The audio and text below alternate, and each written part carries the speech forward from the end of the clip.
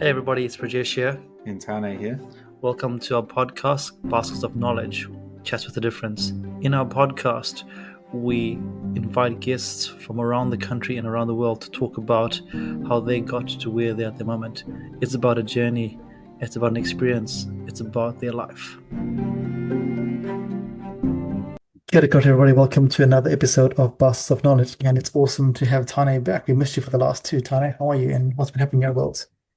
Yeah, no, it's been good to be back. Good to come back to reality, I suppose. Had a good Christmas and New Year's going over to Perth to catch up with that side of the family, which is really good. And yeah, helped me put some things back into perspective, which has been good going into this year. But I think something that I actually probably took on board today was just around when we, set our New Year's goals, or we set our yearly goals, or even if we're just wanting to get back into things, realizing that just because we want to do things for ourselves doesn't mean that it's selfish. And I think sometimes I get caught in the trap of, I want to help other people. I'll sacrifice my own, going to the gym, or my own things that I need to do to work on myself and feel good in myself for the sake of others. But, then you get stuck in the narrative of you're burnt out and you're going from an empty cup, and so you can't actually help others. And I think it's an early but a good reminder, is like, I guess from my work point of view, going back into schools and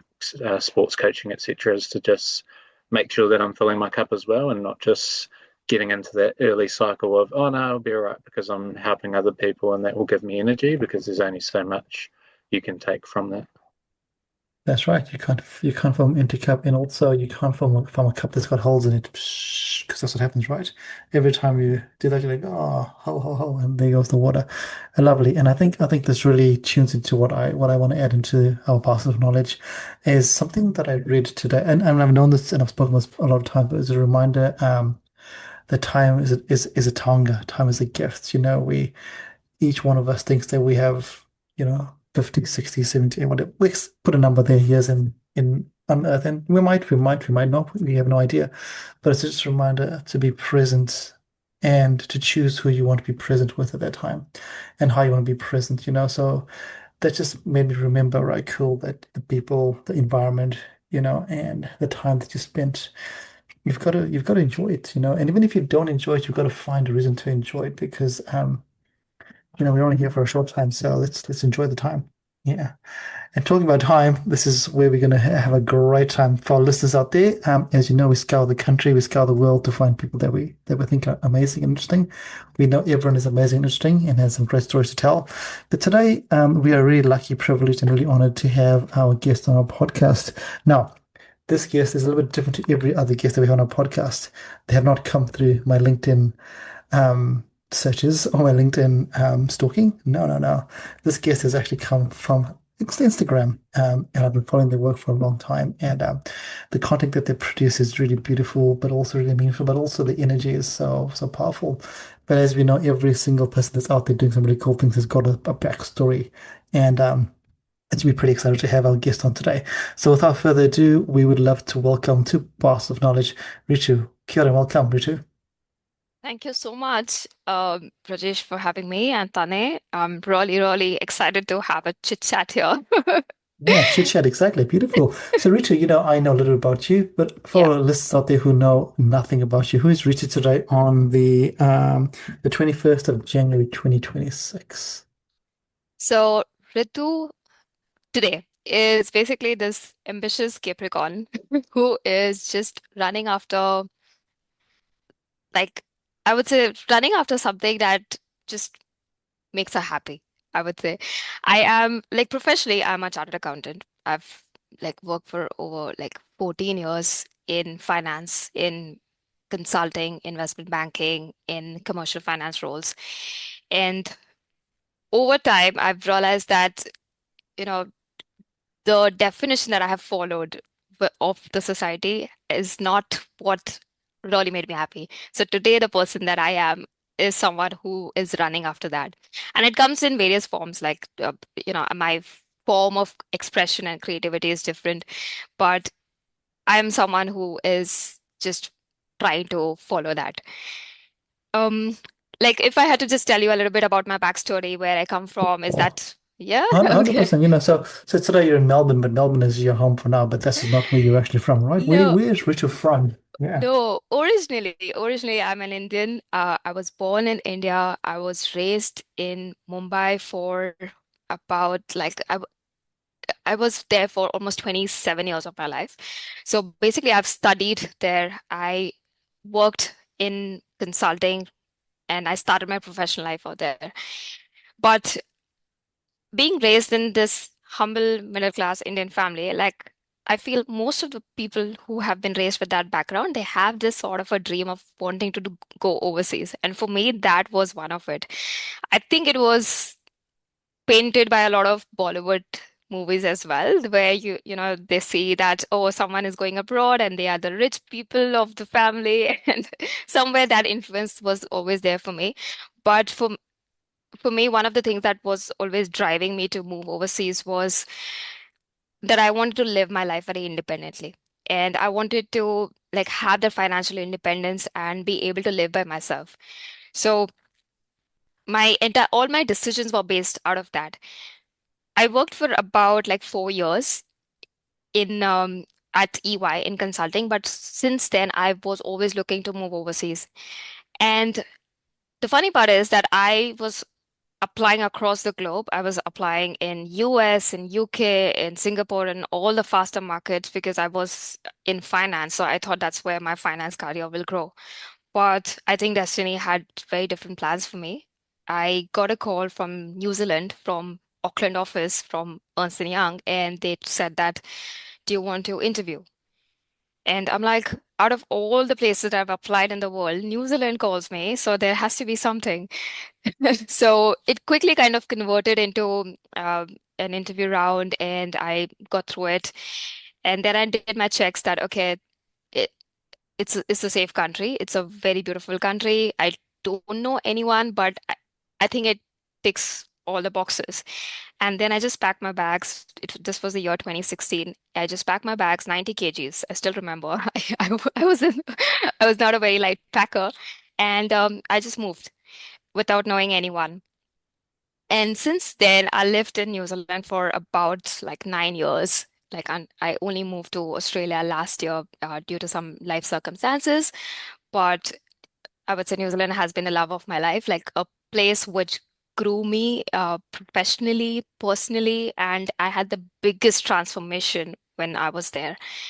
So I started off as a timid girl and someone who was not confident about my abilities. Although I did make these, big changes of moving countries, but I was not someone who was confident. I was just chasing my dreams, like whatever I thought is good for me at that point in time. Um, but in those 9 years of living in New Zealand, I not only understood myself, I understood like the definition that I had inherited from so many people and parents and society and relatives of what you should be doing for your career, how you should be living. I learned all of it. And then I really understood myself and which kind of helped me in grounding my confidence. And somewhere, what I do now, which is with my platform of Project UpgradeHer, is somewhere a journey of giving back whatever I have learned over time. And it is sort of,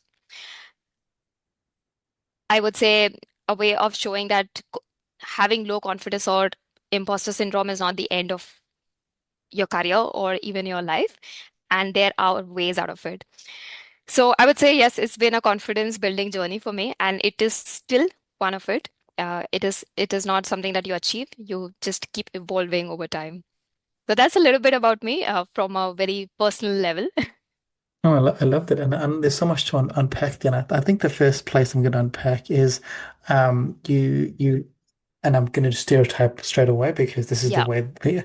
So there you are, you're living in Mumbai, you're a female, and you have qualified, and stereotypically in the Indian world, they're like, oh, it's time for you to tick the boxes off. Yeah. You've studied, you've got a job, time to get married. How did you navigate that at that point in time? Because as you said, independence is really big for you, and Mm, you have this whole cultural yeah. backlog. of historical ancestral backlog that's sitting on your shoulders. How did you navigate that with your family as well? Yeah, and that's a very good question, especially because there's so much stereotype around it. So thankfully, one of the privileges that I had was that even though I was raised in a middle class family, my family was very educated. And one thing they always taught me is that no matter what, you have to stand on your own feet. You have to get educated. You have to start earning your own money because we don't have generational wealth. We don't have properties to give you. We don't have inheritance. You have to do whatever it takes to go out there. So a lot of decisions that I had made for myself, like, doing chartered accountancy, uh, then like moving overseas, like this was all driven by my need of wanting to make money and financial stability. It was not because I was passionate about accounting. Yeah, like far from it. But that is something that really helped, that having those sort of parents and that's at least core system which helped me. They're like, no, you have to study and you have to do it. And thankfully my basic needs were met. Like there was food on the table, there was education that was provided to me. But obviously when it comes to having extravagancies, that is something that I did not have. And that is something that I knew that if I want to live that lifestyle, I have to go and fend for myself. So uh, in terms of like education, yes, I got that. I got the launch pad that I needed to be where I am today. And thankfully, because it was New Zealand as a country, which was again very safe, one of those tick marks that I had was like it should be a safe country for a woman to move. Like my family was like, yeah, okay, go for it. Obviously, the fear was that I didn't know a single soul. But then, Indians, they find someone somewhere. We are so many, we are billions of us. So I had like acquaintances in New Zealand, and that's why they were kind of comfortable sending me, but it wasn't that I was going to be taken care of by someone here. So I had to still come and figure it out by myself. So I would say that's immediate core system. If they are educated and if they are supportive, then it really helps quite a lot. I've seen other people who don't get that level of I would say comfort. So then obviously it becomes a little difficult for them. So that really helped me in overcoming. I love that because, just before we started recording, we had a bit of a chuckle about the theme of education connecting us.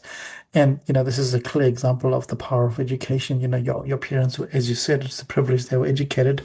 So Yeah. the ripple effect of that is generational change straight away. So Yeah. you'll have a different way of thinking about things. So it's really, really beautiful. So thank you. Thank you for sharing that there because I think it's really important for people to see what the world is like. It's not just one way, there's Yeah. different ways of looking at the world, which is Yeah. really cool. But the reality of landing in New Zealand, what is that like? Yep, it's safe and all that, but here you are with your 90 kgs and you leave Mumbai, nice, hot, so and humid and dusty and can't breathe that air, and then you land in New Zealand where you're like, oh, what is this? What is it like for you on day one? Oh my God, I still recollect that day because uh, what I had in my mind versus what happened in reality was far different. So, you know how I said that my whole wanting to move overseas was influenced by Bollywood and, seeing those parties and people are like out there.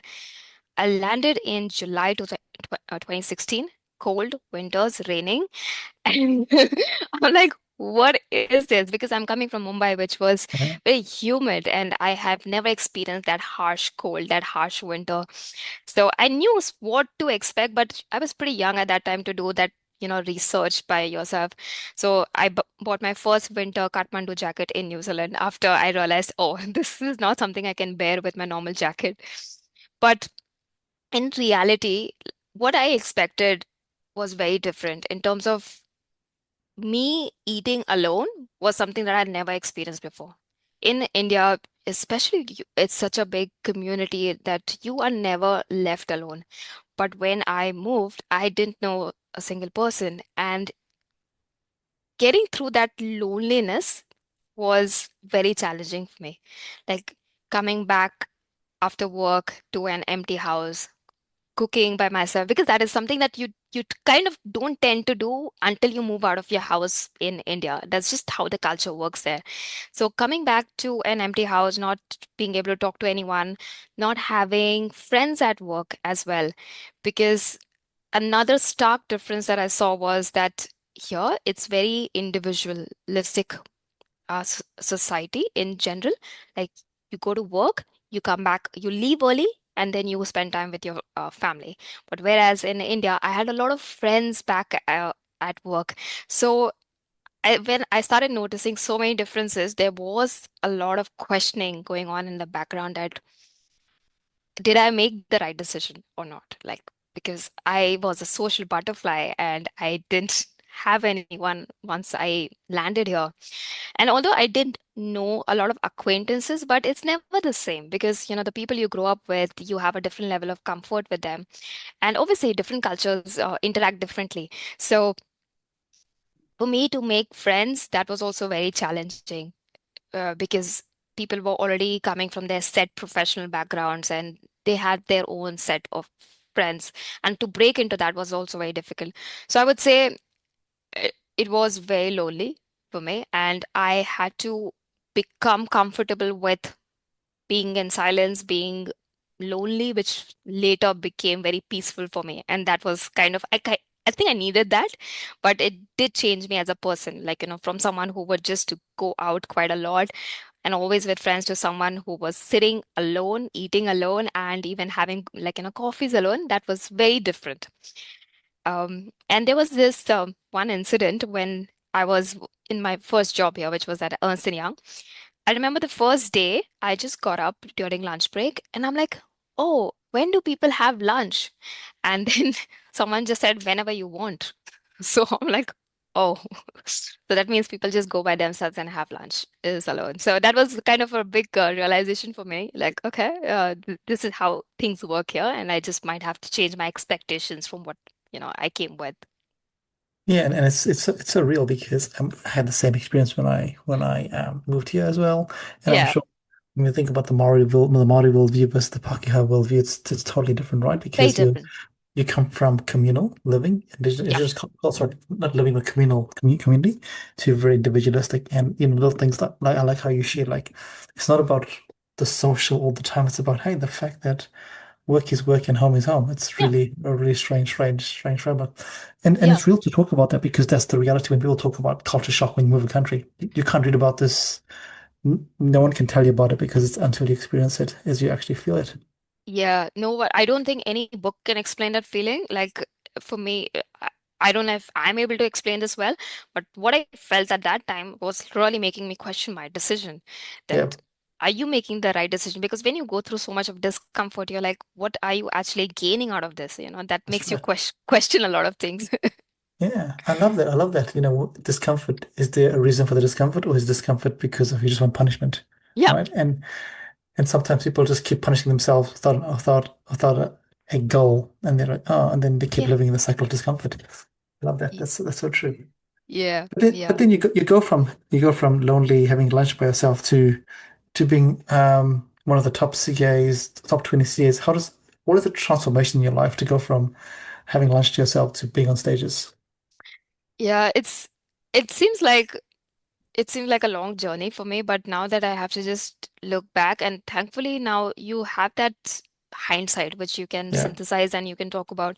So as I like mentioned like some time back, I had this confidence issues quite a lot. And although I was making all these bold moves from the outside, I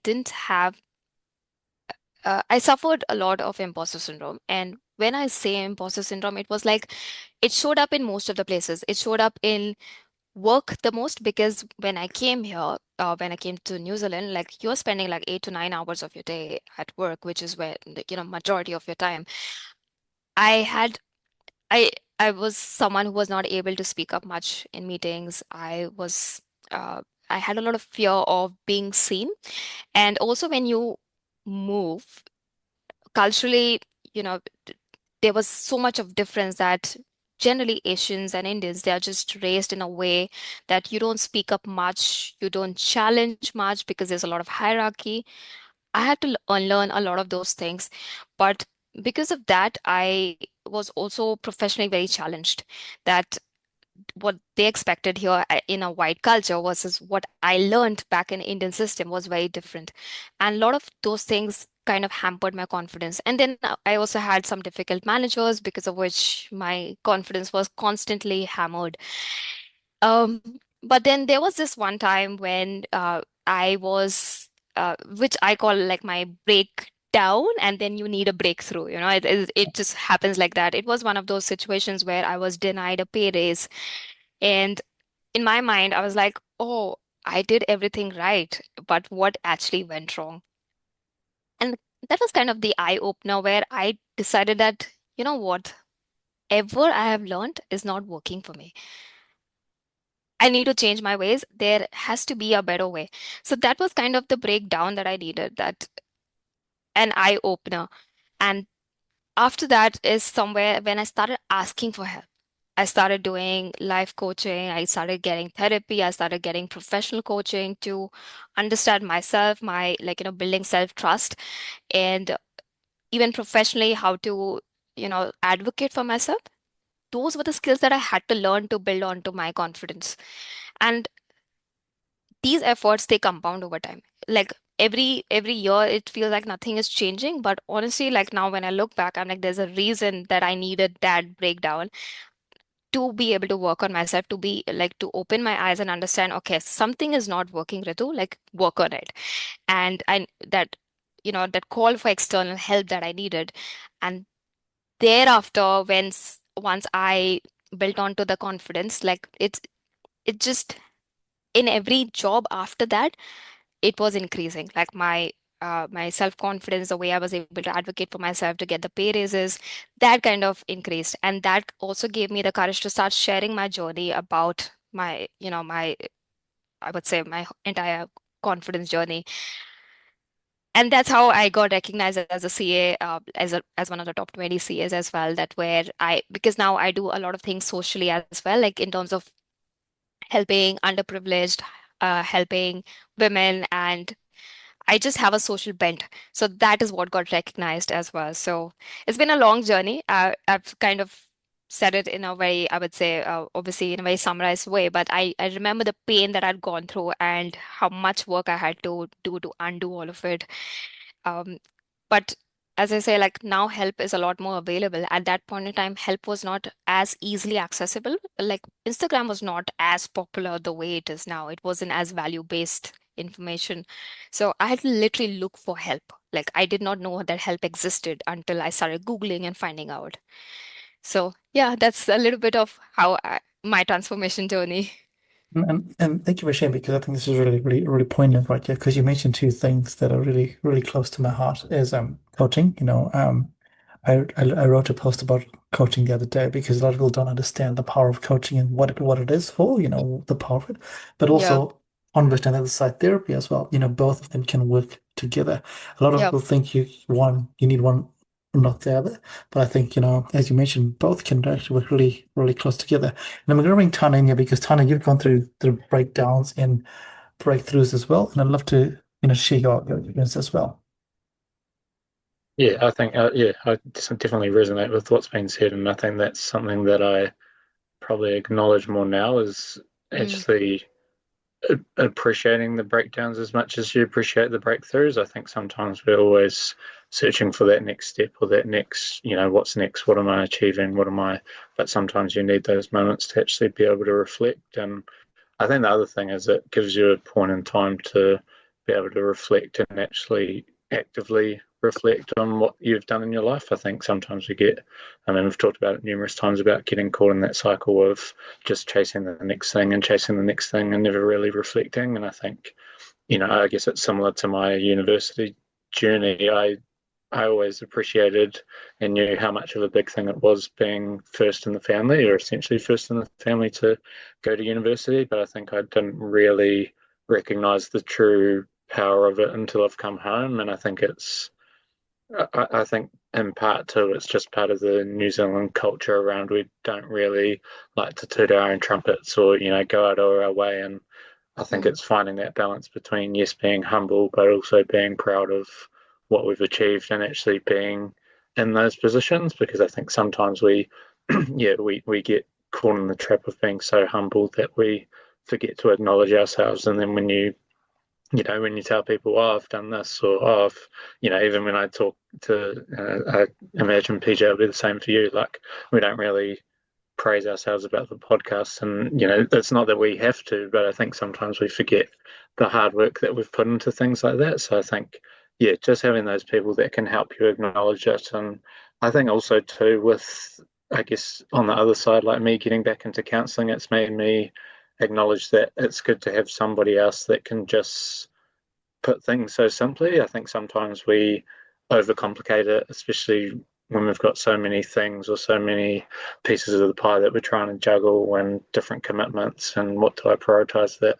Sometimes you just need that person to be like, oh, well, what about this? And they say it so simply that you almost feel stupid sometimes, but I guess that's that's why they get, that's why they're in those roles so that they can help simplify that part of your journey so that and they know when to step in and not to step in. Whereas I think, it can be harder sometimes when you're talking to friends or family to have those same conversations. Mm. And that's so true because when you have friends or family, there's an emotion involved in any decision. So when you are making a change and you come from a friend or family member, you're always going to go, "What's the emotion?" There's an emotion reaction. Like there's always whether we like it or not, there's an emotion. It could be yay or nay. Whereas if a stranger comes in and you're paying them, maybe they're like, "Oh, okay, cool, I'll listen to you." Maybe. So it's really Mm. interesting, really, really powerful. I'm really glad you shared that there because, Rita, I think it's important for our listeners and ourselves to go. You, you, you you can be successful, but to be successful, you need to have people in your corner, and you need to be able to seek those people in your corner because people don't come to you. Mm. And this is the thing to remember that as you said, you have to go find them. You Yeah. could easily go, okay, cool, I'm just going to sit here and lament and oh, woe is me, my life is sad. But you Mm. will actually know, let me go and look for these people and find them, and then the rest is history, as they say. Yeah, absolutely. And I think, your family is always there to support you. Your friends are there to support you, but somewhere you need their unbiased opinion, that mirror to show you what you really need to change. I feel like, yes, your family can support you, but they have a lens of you. They know you from a different perspective. But during that therapy, I realized so many things about myself, like why I was doing certain things, why I was procrastinating. There, like underlying reasons for it. And same thing with coaching, even why I was not able to advocate. There are so many layers to it, which is difficult for a family or a friend to understand, especially when they have known you for so long. So I always feel that that unbiased mirror is very important. And those will only come from people who have practiced professionally, who are experts out there. So, yeah, I mean, I really saw the benefits, and I'm where I am today because of that breakdown, because of the external help that was seeking. And yeah, I think it has compounded every year after that. I love that, and I love that. And what I also I'm going to touch on now because you speak about the compounding, but the compounding also comes from the work that you do. And one of the areas I want to talk to you about now is your social. You give back a lot to the community.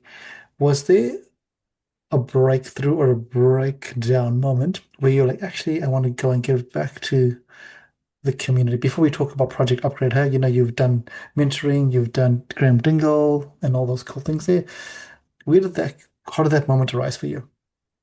Yeah, I think about this a lot because I Project UpgradeHer was born over time. It wasn't like a light bulb moment. But when I think about like originally where it happened, so when I was so firstly, I was because I was raised in India, I've seen a lot of poverty. I've seen inequality, I've seen poverty. So there was always a part of me which wanted to help the society in overall. That's been like that vision, and then you have a mission. So one of my vision is poverty alleviation, and the other is basically educating youth. So this is like my wider vision that I have for the society, that I want to leave the world with, that like making it a little better. But I remember there was this incident where I was in Ernst& Young back in India, and my memory is pretty bad, but my colleagues remind me that this is what you used to do. um, I always would get involved in some social stuff. One was a donation drive, clothes donation drive. So I remember going and collecting clothes and then donating it to underprivileged. But there was another incident that happened that I was in one of the time management classes for underprivileged students. Okay, so I was just supposed to tell them, okay, how you manage time for your exams. And this was one of the schools that I went to. And I was standing there and I was giving some tips and tricks on okay how you can manage time. And there was this one girl, like small, like little girl. She was at the back of the classroom, and in between I was saying, and she just got up and she said, "Ma'am, when I grow up, I want to be like you." And this is just me 4 years into corporate, just a normal associate. I'm like, what have I done that she's saying that? But in that moment, I realized one thing that if I want to do something, I don't have to create an NGO. I don't have to do something big. I can just do it in my small little way, the way I'm doing today, like giving these people some time, just giving them a little bit of whatever I have learned. And somewhere that girl, she still drives me in a lot of my decisions. It's like making a change for her. Like I don't know where she is today, but it's like she saw me as someone who could influence her at that time. So I'm sure, like, now over time, like somewhere that has been like always been driving me. And over the years when my confidence grew, I realized that I have so much to give back, and there's so much in my head. There is a cycle of giving back. You have to, I believe in karma a lot, and I just believe that you have to give back to the world, whatever you're getting. For me, India gave me the roots to grow into who I am today. I do that in my own way. New Zealand gave me the platform uh, to flourish myself.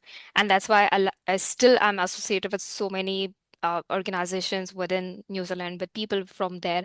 And I'm in Australia. So I just believe that every place you have to give it back. Like it's just a cycle of it. So I think I'm just naturally been like that from a very long time. I think it just took me some time to unearth like my action, every small action. I've been doing something to, make it better for the society around me or for the people around me.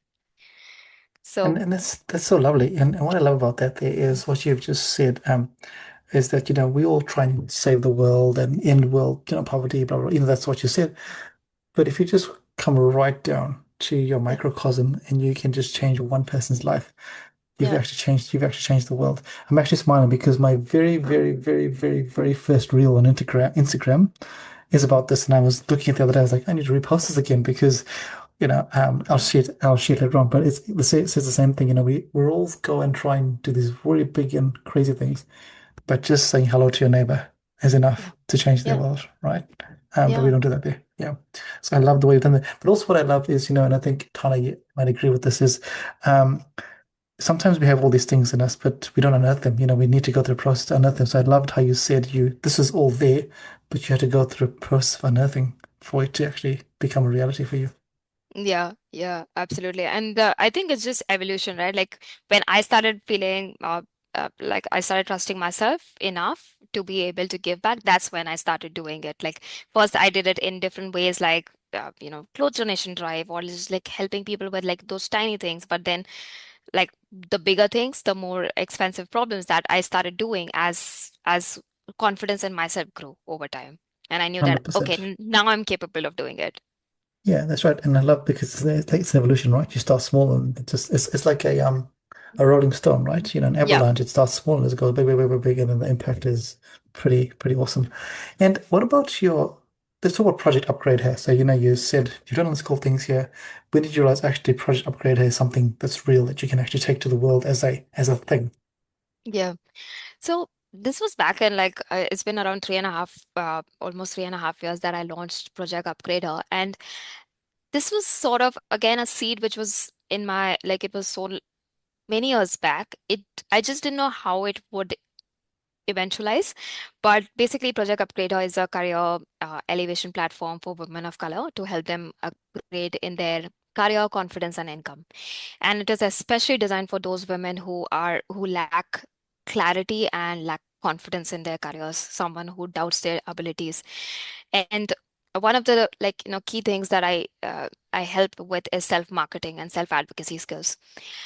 And this idea was actually born again from uh, my own journey of not being able to advocate for myself, and because of which I have missed so many opportunities. And because financial independence was so big for me, I know that how much financial loss I've had by not being able to advocate for myself.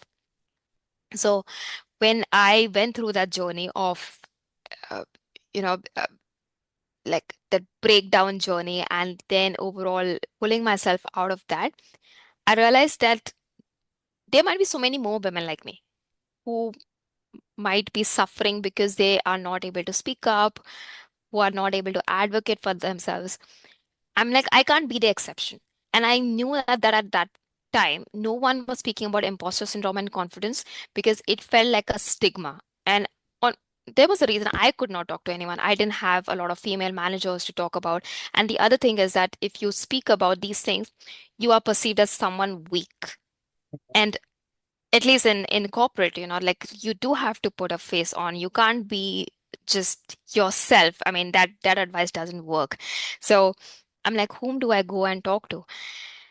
And that's when I realized that there might be so many more other women who might be suffering in silence.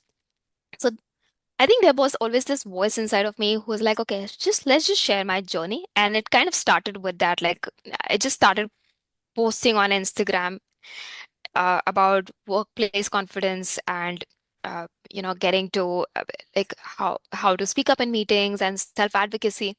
And when I started receiving messages from people, that's when I realized that okay, people needed this. So uh, again, as I said, it wasn't a light bulb moment. It was somewhere brewing inside of me since a long time. It just finally came out as a creative expression in 2022, and I'm like, I'm just gonna go make some videos and post it out there. And before you start these kind of things, you will always be preparing yourself. So I remember I had signed up for some master classes and some, business coaching, some personal growth just to prepare myself. But ultimately, it was just one fine day. I locked myself in the room and I recorded some videos and I posted them. And what followed after that was just that, those encouragement and that messages that, okay, thank you for starting this, because there's not a lot of representation in this space, especially when you come to a different country. You generally tend to always find people in the same, uh, uh, I would say, uh, there's not much diversity on in that. And that's when I started. I was one of the few women of color who were talking about workplace confidence when I had not reached like a director level or something. I always thought that I need to be like a CEO to be able to speak about this, or I need to be a recruiter to be able to speak about these things. And then I realized, like, no, like you'll never be ready. So let's just start. And that kind of just, gave me the confidence to keep rolling with it. It's been around like 4 years, help women through their careers. And that kind of just gives me a lot of happiness that, okay, it's working and I'm doing it for, I would say impacting people, impacting women. And I can see the results. So that's why I'm just continuing with it. And this is awesome because it's also on top of all the other things that you do as well. And what I really love about what you just said right then, I use the word love a lot because it is pure love about the fact that a lot of us wait for a particular moment. We wait for I need to be, director, recruiter, or I need to wait for when the weather's fine, or whatever, insert in here. Yeah. And then we end up doing nothing because we always keep waiting. But as you said, you just locked yourself in a room and you got it done. And I think this is the big message out there. It doesn't matter. There's no such thing as perfect. A few weeks ago, I posted on Instagram, "What is your definition of perfect?" And all the feedback, everyone's is different. So there's no answer. There's no Mm. answer for perfect because everyone's so different. So I love how you're like, actually, it doesn't just give it a go, and it can adapt and change along the way as well. What you say today doesn't have to Yeah. be what you said in 3 years' time. It can be totally different. Like, if I go back to your first video in 2021, 22, and what you say now might be very different, and that's okay. Yeah, yeah, absolutely. I mean, like literally, I started with just workplace confidence, but today I talk more about okay, how changing jobs and how self-advocacy during interviews that makes a difference because today the landscape has changed so much. I have refined over time, like the kind of women I want to work with, the kind of women who need more help. So obviously it evolves. And I think that's one of the things that people get scared of, that if they say something, that's the end of it, and that will just get engraved and you'll be held accountable to that. But as we all are humans, we are just evolving, our messages are evolving. Uh, so I think that's an important reminder, and I still tell myself that, like And it yeah, it's so true. I also remember someone just said nobody actually cares. Like nobody actually cares. So you will say something today for 5 seconds, someone will care about it. yeah, Then they'll forget about it because their life will care. And I was like, that is actually so true because you are the only one you think the whole world is about you, but actually, if yeah, everyone thinks the whole world is about them, then people are just living their lives. So give it a crack. And like you said before, you have to also be humble enough to admit when you made a mistake and go, yeah, okay, cool, that was wrong. I was mistaken, and yeah. yep, We are which literally sucks. just one scroll away, like from people forgetting about us.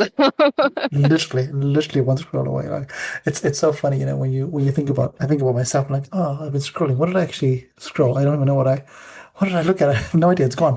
Yeah, it's so crazy. It's so crazy. And what is it like for you as you and your family now as they see this?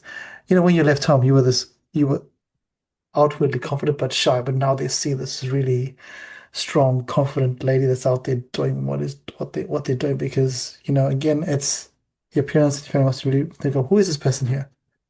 Or did they know? Did they secretly know? Yeah, I mean, I'm one of those people who don't share a lot back at home. Like they know that I keep doing a lot of Oh, different whoa. things. Yeah. But I think it comes around from the fact I'm like, they know a different version of me. And the moment you talk about an evolved version, then I, like they know, but they don't know. They know that I keep doing different things, but it's not that I go and tell them quite a lot. But my sister, for example, she knows quite a bit that, okay, like I've been working on this. But my friends, like, how much they have seen. Like I get a lot of these messages, especially from the ones who've been with me, who saw my starting professional journey to now. They all say like you've changed so much, you've evolved so much, and like literally like no one expected that out of me. Someone who was always asking people for can you check my work, to someone who's now saying, okay, you're going to do this for your career to grow. So it's a massive change for them also to see it. And so I'm someone who does a lot of self-reflection. I have journaled every single year since 2016. So in fact, I just got my new journal out because it's the new year. And I was looking at like all my journals from 2016. I'm like, this is huge. And there's my whole life journey out there. I just opened a book from 2016, and I remember writing a lot of things to myself that, like I don't feel confident here. Like I wish I could back myself a little bit more. And to now, it just seems like a big journey for me. But like when you think about it, oh, I literally just came to New Zealand like just 10 years back. It's not such a long time, but then it's been a decade now, So um, I would say my family, they kind of know that I keep doing some things, but it's mainly my colleagues and my friends. Like they have seen the massive change, and definitely everyone feels proud. Um, uh, but being the humble Indian, I'm like, yeah, I still have so much to go. And I Yeah. feel, what Tane just said, about not just being an Indian, a humble Indian, even tall poppy syndrome, which is so, I think, so apparent in New Zealand, Australia a little bit, but New Zealand so much. I feel this exists everywhere in different forms. In different countries, this exists in different forms. So it's not just me who is suffering from it. I feel there are many different people who suffer from it. And especially like even when I was in New Zealand and I used to take interviews of the interns out there, I saw that they had so much of struggle in talking about their work because it's just, the tall poppy syndrome is so, I mean, ingrained in people. So I feel like it's it's an issue everywhere as such.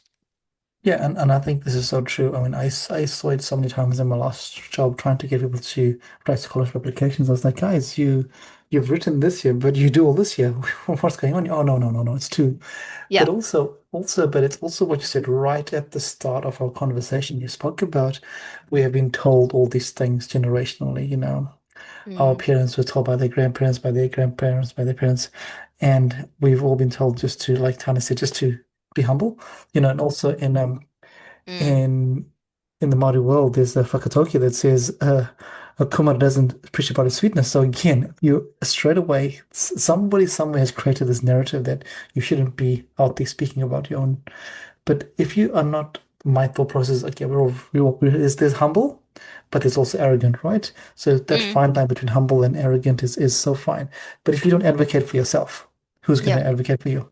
Nobody, right? Nobody's going to advocate for you. So it's that fine line. And I love the way you've put it, that it's about having the confidence to talk, to speak up in those moments when you need to speak up for yourself and for others as well. Yeah. And this is one of the questions that I get a lot, that how do you not sound arrogant versus being able to speak about your work?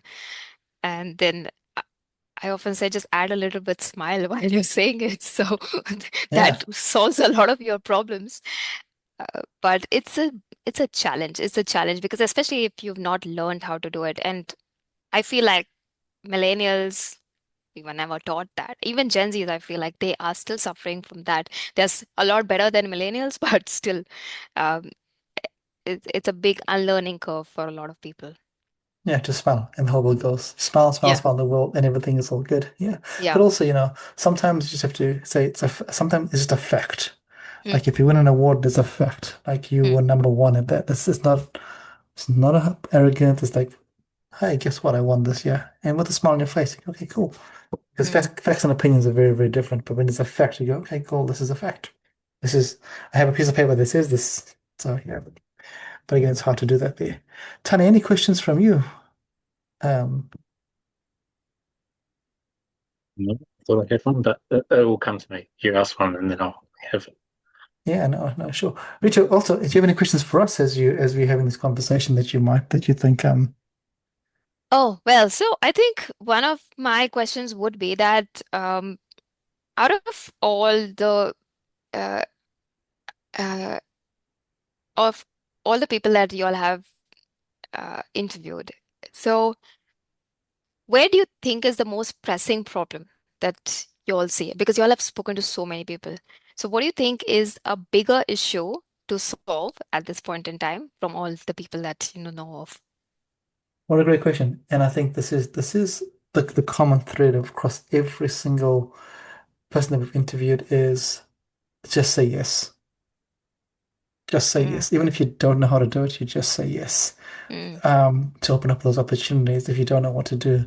And I think about, if you think about, like I said, we've had multimillionaires who had no money and they just said yes to an opportunity. They were down to the last $100 and they just said yes to opportunity and that opened up doors.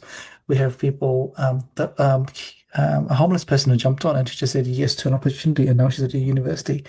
And I think this is the common thread. And I think if you think about that in terms of the general populace, a lot of us don't say yes because we wait for, I need to do another certification, I need to have this in place before I say yes. And when you think about Tana, I could be incorrect here, but I think that's one of the biggest things. People just they take the opportunities as they come and they don't wait. They don't wait. Again, it's not a brag, it's an opportunity. They go and they go, right, cool. I just remember one person, I don't think she said yes to something. She had no idea what she said yes to. She's like, I don't know what I said yes to. I just had a phone call. They said, I was like, cool, yes. No idea what I was yes to, but I had to learn very, very quickly that open up opportunities. So I think, when we overthink things, we give ourselves lots of excuses and reasons not to do something, which is the other way mm. around, as opposed to, and when in the moment you just give a spontaneous decision. But that's my thought. Tanya, what about you? Any strong threads that you've seen? I think the only other thing I've probably noticed has just been um, I had it and now it's gone.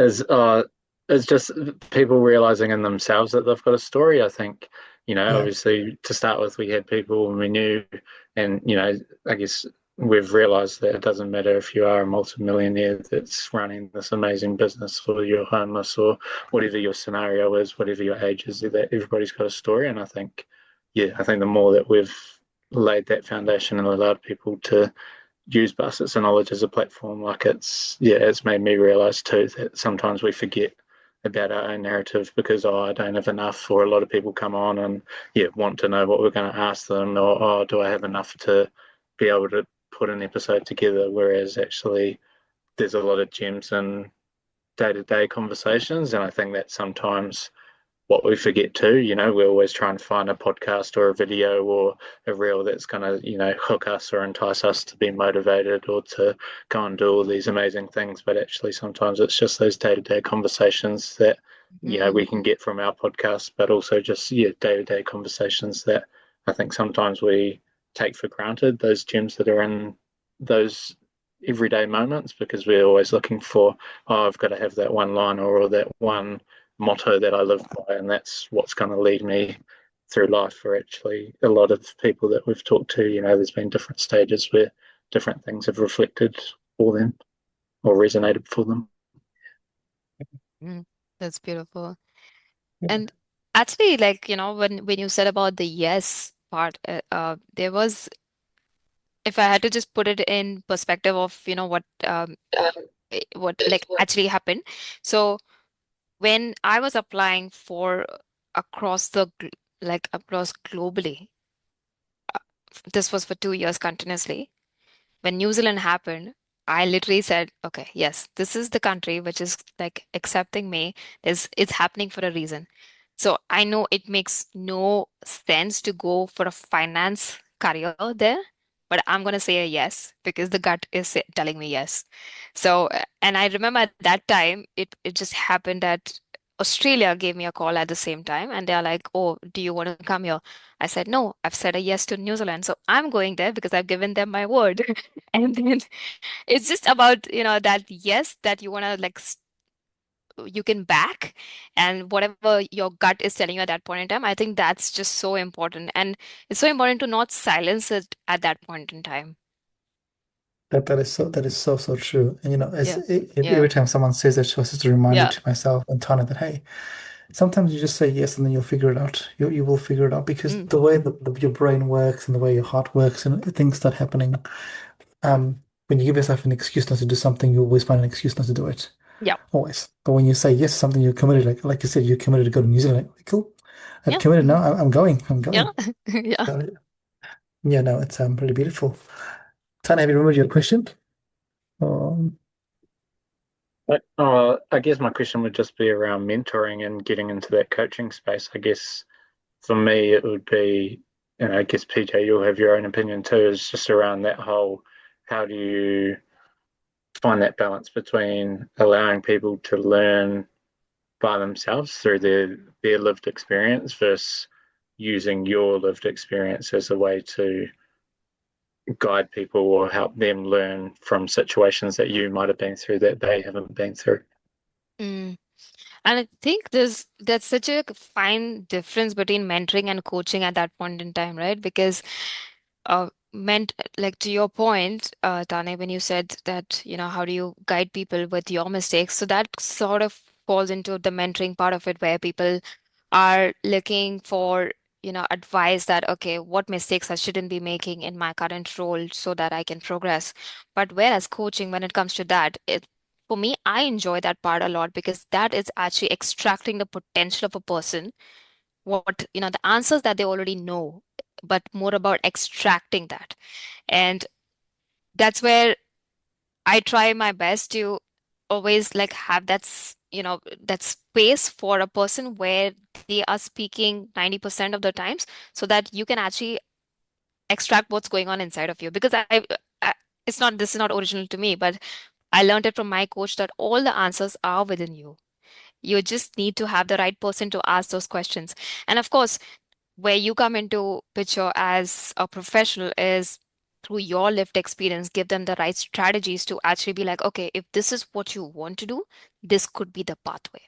And obviously, if you see some major risk or some sort of, um, I would say, mistake that they might be making because of it, then yes, you can influence those decisions. But projecting your fears, your failures onto them, that is where I think that differentiation needs to be made. So a lot of people who come to me are generally the ones who feel stuck and they don't have clarity because there are so many different layers which are going on. And a major issue that I see is the self-trust. And that's when, as a coach, for me, it's important to just hold space for that. And in a way, it's like professional therapy. So you are extracting information right from them to give them the answers that they already have. But we are just providing them structures. And it's such a sacred job, I would say. Like, I genuinely enjoy seeing the potential of a person come to life and them getting paid for it. I mean, that's very fulfilling. 100%. 100%. So, I think you've answered that really well because I will say the exact same thing.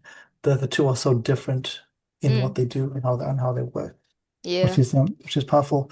Which I'm going to ask you the most random question. So you lived in India, you lived in a place that was amazing with lots of color and food and culture, and you come to New Zealand and live in Australia as well. What is your favorite food?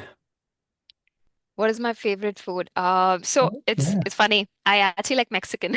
So I don't know why I have always been drawn to Mexican foods, Shangria.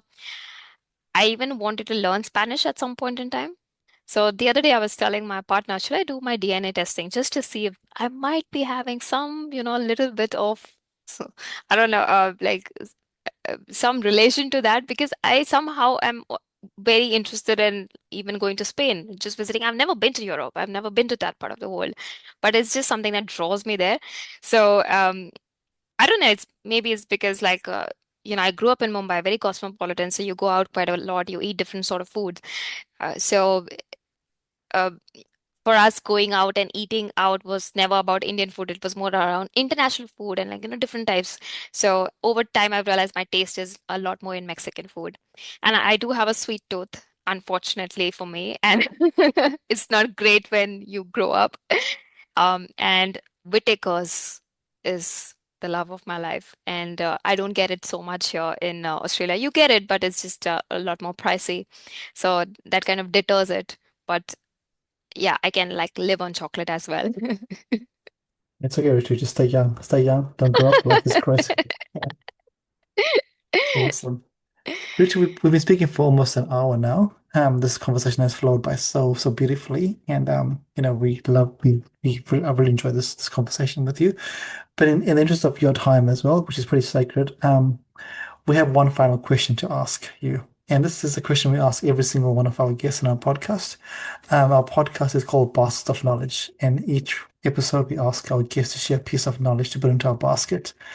You have shared so much today, but is there one piece of knowledge that you would love to share that has steered you well in whatever aspect of your life you want to Mm. share? Yeah, it comes from my own lived experience of please ask for help. You don't have to do things by yourself. I know you've been taught to. I know it makes you feel strong and not weak, but how much it can accelerate you in your life, in your career, in your income generating capabilities, you don't know that yet. So I think if I had to unlearn that, because it took me very long to ask for help, because I just didn't want to look weak. And that was, I would say, one of my mistakes. So if you, I would highly suggest if you feel even an inch that you need help, ask for it. It's there. You just have to ask. I love this so much because what I love about it is not the ask for help, but it's the fact that we think asking for help means you're weak. Yeah. That is the story we've been told, the narrative we've been told. So I love the way you've put that there. And yeah, that's such a great thing to put in a box of knowledge too. It's okay to ask for help. Yeah, And absolutely. and also the other thing I want to add to that is, I mean, you can correct me, you don't have to wait till your house is on fire to ask for help. You can ask for help long Mm. before. You don't have to, it doesn't have to be right at the end. Yeah, absolutely. And there are some signs. There will always be that voice inside of you telling you. I think it's very important to not silence it because again, we all have been conditioned to like tough it out and figure it out by ourselves. But the voice inside of you, it's important to just sit with it in silence and listen to it. Try to understand what it is telling you, because I believe there's a higher self which is trying to take you there, but our fears just stop us. So not silencing that is also important. So yeah, it I all love ties it. back to that. You got a double whammy of knowledge right there, which is really beautiful. Any last questions, Tane? Any last thoughts, Ritu, before we close off? Oh, well, I loved the conversation, so free flowing. I remember you told me like don't prepare for this, and I absolutely know why now. I shouldn't have, because this has gone so beautifully, and I love the way you all have held space and asked the right questions, just to extract the best out of all of us. So thank you for having me. No worries. Thank you for having us. And for people who want to know more about you, where can they find information about you? Yeah, so I'm most active on my Instagram at Project UpgradeHer. Otherwise, also you can send me an email at hello@projectupgradeher.com. It can I can send over the details to you. But yeah, these are the two places where I am most active and most accessible. Otherwise, yes, there's my LinkedIn profile as well. Yeah, amazing. And we'll put those in the show notes as well, so people can contact you if they whatever reason they want to contact you, because why wouldn't you, right? Um, for our listeners out there, thank you so much for tuning in. This has been another exciting but also informative episode with a person that has spoken about the reality of imposter syndrome, moving countries, having no confidence, to finding their voice, to helping other people. So hopefully you've taken something away from it. If you haven't, go back and listen again, because you've probably fallen asleep on the bus. So go back and listen again. But till next time, don't forget to put something to your basket of knowledge. Don't forget to find a reason to smile. And as Richard said, don't forget to ask for help if you need it. Till next time, thank you everybody. Peace and Thank you for listening to Baskets of Knowledge. yeah, we hope that you found something useful to put into your basket of knowledge. And as we said before, remember to put something little into your baskets of knowledge every week. And as always, feel free to like, comment, and share this podcast. Thanks, everybody. Bye.